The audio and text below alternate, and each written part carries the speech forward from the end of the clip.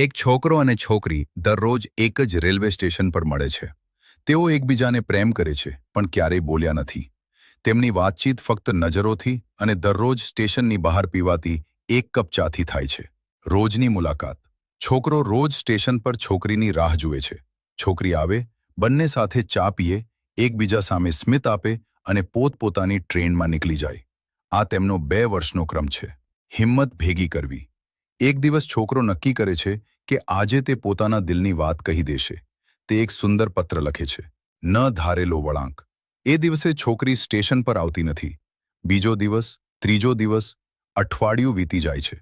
છોકરો રોજ એ જ ચાની લારીએ તેની રાહ જુએ છે. સત્ય. 10મા દિવસે એક અજાણ્યો માણસ આવીને છોકરાને એક ડાયરી આપે છે. એ માણસ કહે છે, મારી બહેન, એ છોકરી, હવે આ દુનિયામાં નથી. પણ તે હંમેશા આ ડાયરીમાં તમારા વિશે લખતી હતી.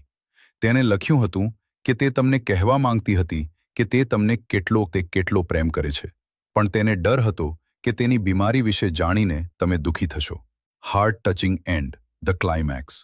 છોકરો એ ડાયરી ખોલે છે, જેમાં એ જ તારીખનો પત્ર હોય છે, જે તારીખે તેને પોતે પત્ર લખ્યો હતો.